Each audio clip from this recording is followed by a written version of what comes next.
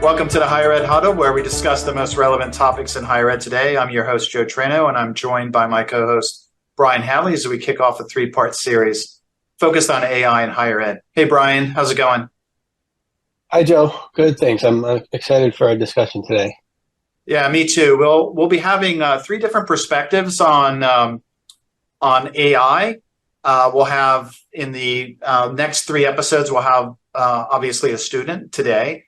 But we'll also be speaking with a faculty member and a CIO. So very exciting series that we're kicking off today with our guest, Evan Barr. So Evan, welcome. We really appreciate you joining us today. Hey, Joe, how are you? Good. Can you share with us a little bit about your background and where you go to school and what you study? Maybe Sure. We'll start there. Yeah. Hi, everyone. My name's Evan Barr. I'm currently a senior at Colby College up in Waterville, Maine. I'm currently studying science, technology, and society, minoring in economics and American studies. Very cool. This is your last year, right? So you have 2 semesters? Yeah, 2 semesters. Looking forward to it. It's crazy that it's gone by this quickly, but definitely excited for this discussion. I'm currently writing a thesis paper for my senior year on, how artificial intelligence has the potential to, disrupt entrepreneurship and new venture creation. So a lot of the research I've done, already is going to be pretty relevant today as well. Yeah, that's awesome. And I think that was, one of the reasons that piqued our interest in having you on the podcast is really to get your perspective. And obviously you've been really involved in a lot of this in your schoolwork. And so Brian and I are excited about, learning a little bit more about, what you're focused on and really what your thoughts are as a student. Why don't we start there? And, you mentioned the project. Why don't you give us a little bit more information about that? I think it's the finance class, right, this fall that you have that project. And so maybe share with our listeners a little bit more about that project. What does that entail? Yeah. So I originally had taken a corporate finance class. And so this was really my first introduction kind of to AI. And, just before, we hopped on this call, I think I had looked up, when ChatGPT was released, and it was right around the same time, kind of, as I was taking this course, first semester last year, finals were approaching in December.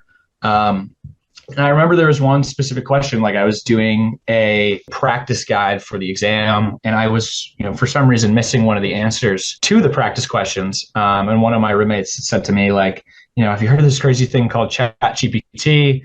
And I was like, no. And they pulled it up, and I was just completely amazed at how much it was really able to pull, and the information that it was able to give. And this really surprised me, especially as a student, because I hadn't really heard about any of this before. You've obviously, I've heard about AI and, you've really, heard about it in the past, but this was really probably my first, real experience with AI. And I guess, I think one important thing to really, lay the foundation of is, I guess, when I'm talking about AI, I'm really talking about, the aspect of, models that are able to incorporate machine learning. And what I really mean by machine learning is really, being able to analyze different data and understand the patterns from this data, extract that, and then be able to really make future predictions on new data that is presented to it. Thanks, Evan. That's cool to hear your initial, kind of perspectives. I'm curious, beyond what you discovered with your first interaction with ChatGPT, how else are you using the AI tools either in classes or in your schoolwork, and how else are you seeing it across campus? Yeah. So I guess the first way I really use AI probably is the same to how the average person uses it, right? When you are scanning into an office building, or you're scanning into a dorm room, you're going to the dining hall and, scanning your card to get a meal. That's ultimately able to work on the back end because of the different algorithms that are computing and going on. You're not seeing any of that. So I think that's one side of it, right? Where you're experiencing it in the sense where, I think it's really interesting, especially as I'm doing research for a thesis project, where so far, a lot of my research has really been online. So I've been utilizing a lot of databases like Google Scholar. So I think this is really where, you're seeing AI is really changing kind of how the student is able to do and perform research, which I think is really interesting, right? As opposed to this whole aspect of, going to the library, checking out all these books. And, while, I probably will do that at some point in my research, it's interesting to think how, this new idea of using AI and using these databases, these online databases, is really front and center, when performing research as a student. So I think that's one component of it. And the next component I think I'd like to speak on kind of is like the aspect of, ChatGPT. And I think one particular thing that's interesting about ChatGPT, I had a few weeks ago, I had a professor I've had in the past. He's an English professor. He came in and spoke in one of my seminars. And he kind of gave this presentation about, how large language models are a fiction. And so what large language models are really what ChatGPT is. And so he basically, he showed it to his freshman class. He showed this presentation to his freshman class. And he basically plugged in one of his works that he had submitted into ChatGPT. So he gave the link to ChatGPT and asked for a summary of his article. And then the next slide, he basically posted that summary and kind of gave a mock-up, assessing the validity and the credibility and actually if it was correct. And it was really interesting to see because a lot of it was actually not right. It actually didn't actually take a correct summary of the piece and provide it to the user, right? So, the whole presentation was titled it was centered around how large language models are fiction.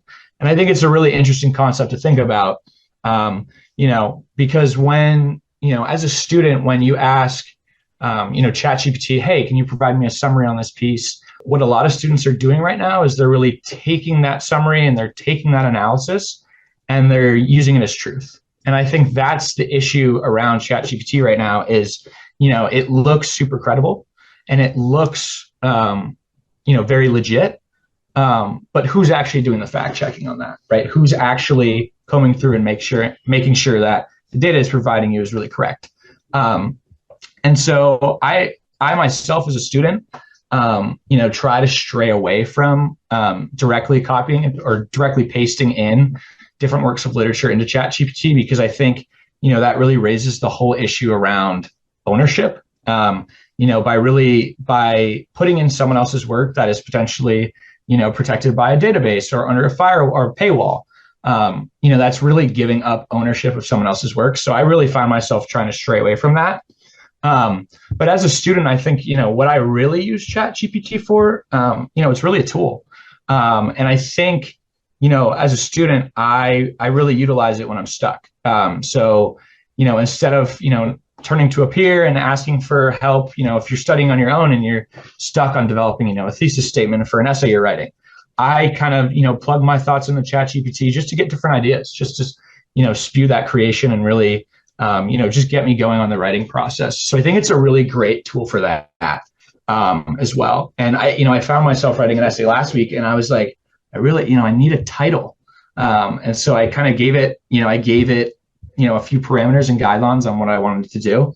It created a great one. So I think it's really useful for things like that. But I think, as a student, I personally have a good amount of skepticism around, the validity and, truth kind of around these models. I think skepticism can be healthy in many contexts, but especially here with ChatGPT. I'm curious, you shared a little bit about that one professor's perspective. Has there been any communication from college administration to students at all at Colby that you're aware of? I'm not aware that there have been any direct communications from the administration. The only thing that really comes to my mind when I think about, how professors have kind of dealt with ChatGPT, a lot of them, and I don't know if this was conveyed to professors by the administration of the school, but I found that a lot of the syllabuses that I've received for my courses, a lot of them do have kind of a note there or a little tiny section on ChatGPT where it kind of says, please don't use ChatGPT. but it also kind of hints at the point that please don't use ChatGPT, but if I say it's okay to use ChatGPT, you can. And I think that's really interesting, right? So it's really demonstrating that, I think, faculty and staff at institutions right now are really, they're kind of in the midst of kind of developing a process of how to deal with it. But I think, they're not quite there yet. ChatGPT hasn't been around for terribly long. So I think, as time goes on, there's definitely going to be more policies around it. And also, what I've kind of seen as a senior, right? You get to see a lot of different things of how, campuses work, how they operate, different things like that. And I think, for me, one thing I've realized is sometimes institutions don't necessarily deal with issues until they have to deal with them.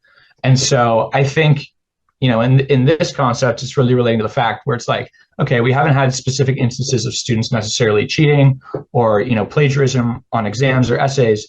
And so I think until those instances do occur and they're able to be identified, I don't really think that, these policies or mandates will really be put into effect. And until those things occur, we'll still remain at where we're at right now, which is, kind of a little bit vague, of really assessing, how the institution should use AI.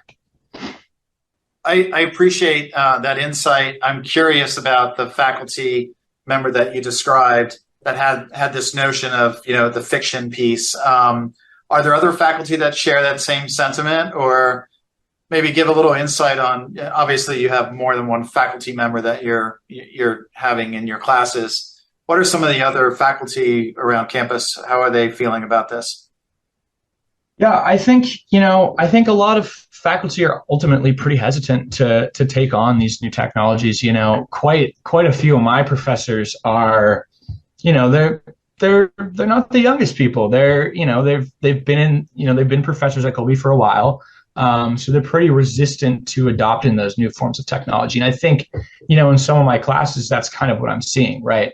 And I think it's really interesting to juxtapose that point, right? And think about it because, I have this one professor who, I've been working with since freshman year. She's great, really great at, breaking things down, data analysis, different things like that.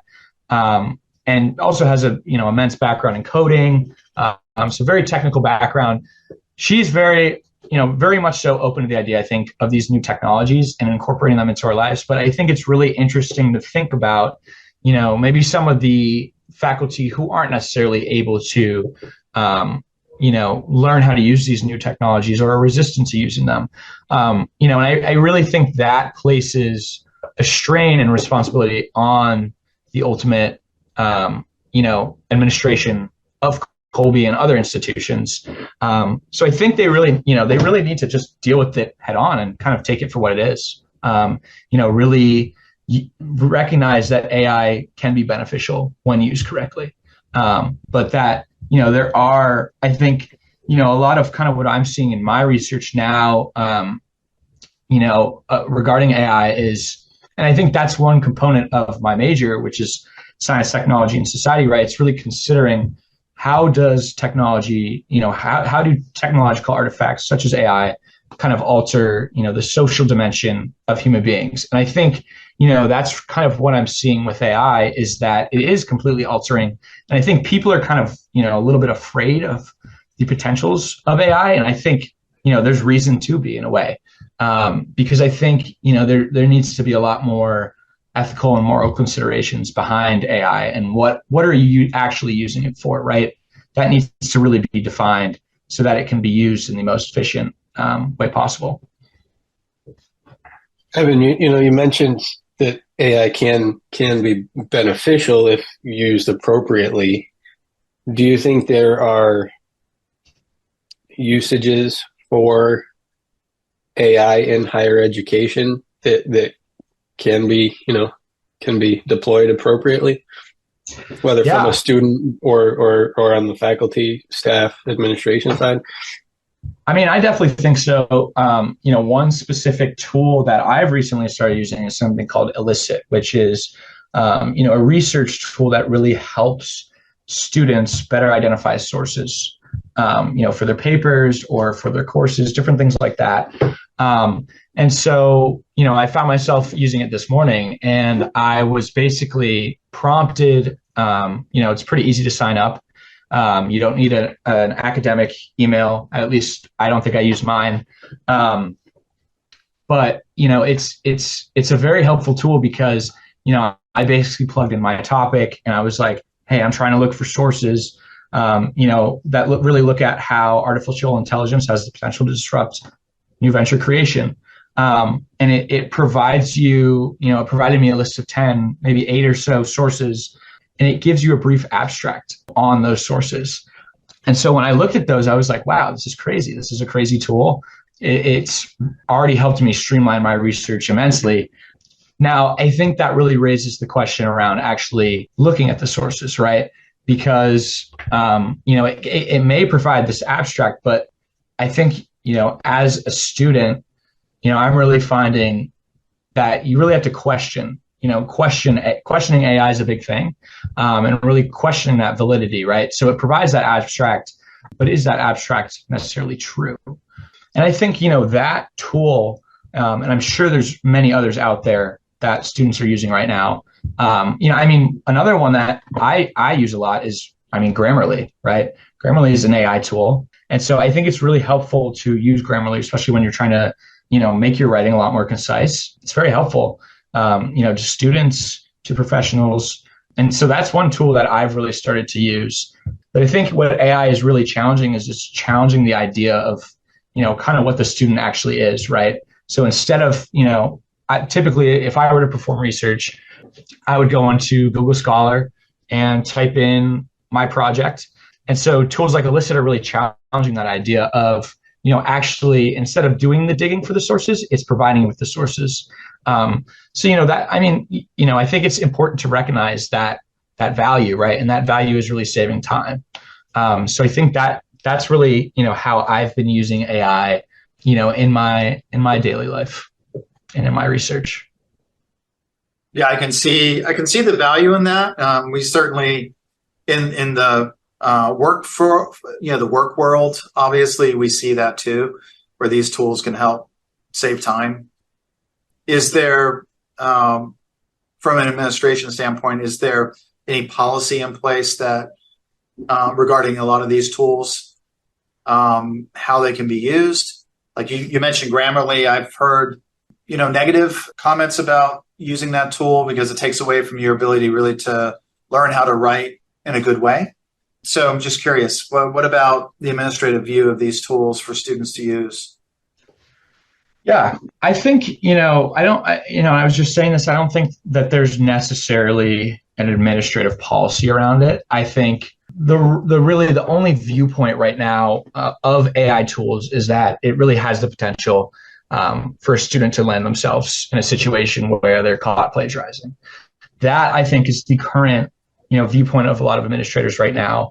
But, I think what a lot of schools or what Colby is doing, and I think, this is really beneficial as a liberal arts institution. 2 years or so ago, they received funding to create something called the Davis Institute for AI, which, has been around for a year or two now, but I really just, have found myself using it as a student recently. And I think it's a really interesting institute to have on campus. And, you can see there's a dedicated group of students. I think Colby recently announced that it was creating a data science major.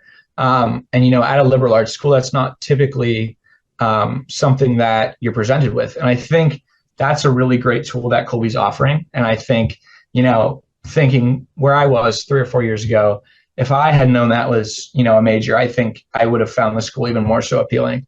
But I think, what the Davis Institute for AI is really doing right now on Colby's campus is they're really helping students who are really interested in, computer science and computing in general, really maximize and take advantage of, the resources that they have available. And I've really seen that as, this institute is developing more and more, Colby is able to hire, more technical and provide students with a lot more resources to, learn a lot more about AI. And so I actually recently met with the director of this institute, in relation to my thesis project. She was very helpful with providing me a lot of resources that I can access as a student. But I think, she really pointed me in the direction of, a bunch of student entrepreneurs on campus. And it was really interesting to hear how some of these students were able to create businesses, but they didn't necessarily have, coding skills or a coding background. And I asked her, I said, how are they able to do this then? And she said, things like ChatGPT, if you give it the certain parameters, it's actually able to, create that code. And I think that's a really interesting concept. It really just demonstrates that, these AI models are really enabling anyone to really be able to, develop a product or, sell a service. And I think that's a really interesting concept. Yeah, I'm really excited to hear that. I think it's important to really help prepare students for the future in the workforce. And I think these tools are just going to become even more in use. And so giving you exposure to that and using it as a tool as it's meant to be, I think is fantastic. So hopefully there's other institutions. I'm sure they're doing the same thing. I do like this Davis Institute for AI. I think that's really, really cool. And it really shows Colby's, I think, forward thinking in preparing students and having an institute really provide the necessary tools and insight and opportunities to interact with professors that are kind of in that space. So really cool stuff. Evan, is there anything you wish AI could do for you in school that you haven't found a tool for yet? There are tools online to create bibliographies and citations and different things like that. And I've recently come across a tool that's very helpful with citations called Zotero that uses a little bit of AI, but it's a little bit more manual in terms of user input. But I think it would be really interesting if, you could somehow integrate AI into Microsoft Word. The thing that's always gotten me in my papers, and I've always, it's just kind of a pain, for every student, is really in-text citations and different things like footnotes. So I think, if AI could somehow, track that and, maybe scan that article and, take the content from that article and know that you're talking about it at the end of a sentence and cite it right there, I think that would be amazing, especially as a student. It can be a really time-consuming process if you're not proactive with, footnotes or in-text citations. I've found myself, spending an hour plus having to go back, figure out where the material came from, which source it came from, go back, cite that, and then go to the next sentence and do that for the whole essay. And I think, if there was a tool to bypass that, that would be very helpful. I think I'm going to have nightmares tonight with all of your talk about citations and bibliographies. Kind of the final question here. What can institutions do to prepare themselves for the AI revolution? I think the big thing that, institutions really need to do is recognize that it is valuable, that AI systems have the potential to, streamline a lot of processes that institutions, engage in. Especially, on the back end of, I guess one specific thing that comes to my mind is, the Office of the Registrar. The Office of the Registrar is typically deals with, course enrollments, major declarations, different things like that. And I found myself walking into the registrar's office multiple times, to ask questions, follow up about something.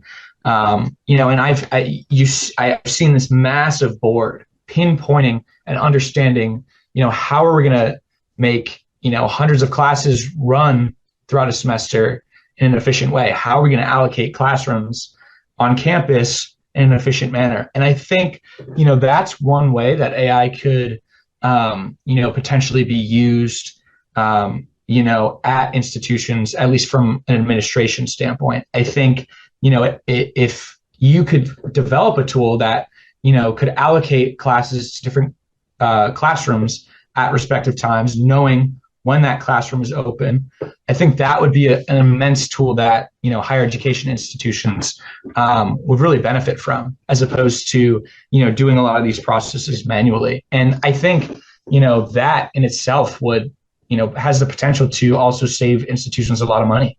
And I think another thing that institutions really need to do is just, kind of really, take the issue of AI on, kind of head on in a way. And, don't try to, not deal with it or put it off to the side. I think AI at the point that we're at right now, I think it really only serves to benefit, higher education institutions.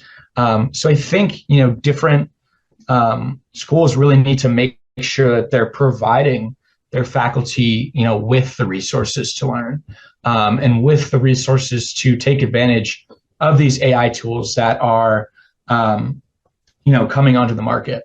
Because, that will only continue to increase, especially, as we're in this AI boom right now. I think, AI, there's tons of AI startups out there. So the different tools and the options will only increase. And, finally, I think, from a student perspective, I think higher education institutions kind of need to take a stance and really let their students know kind of their stance and position on AI, right? At least at Colby right now, there's no sort of like Wi-Fi ban on ChatGPT. You can access it through Colby's, Wi-Fi networks, which is, I think, pretty interesting still, that you can do that. But, I think it'll be really interesting to see if that'll change later on down the road, right? I think schools like Colby really do have the power to say, hey, we want to, take off the ability for students to access ChatGPT, and they could do that. And, I do think students would probably find a way around it. They could use a hotspot on their phone or just use their phone to access it. But I think, that's one real step in the process of really implementing AI and using it as a tool, because it is ultimately a tool. It doesn't necessarily solve one problem, but it can be used in a way that helps solve and automate a lot of processes that, are potentially time consuming and take up a lot of the resources of a specific institution. Very well said, Evan, and really appreciate your perspective. We're out of time, and I think Brian and I both really benefited from our conversation today. I know I certainly appreciated, you sharing your insights about the different tools and how you use it at Colby, and where you see the benefits for students and also the administration, and highlighting the little bit of caution or skepticism that you should have in validating these tools. I think is really healthy.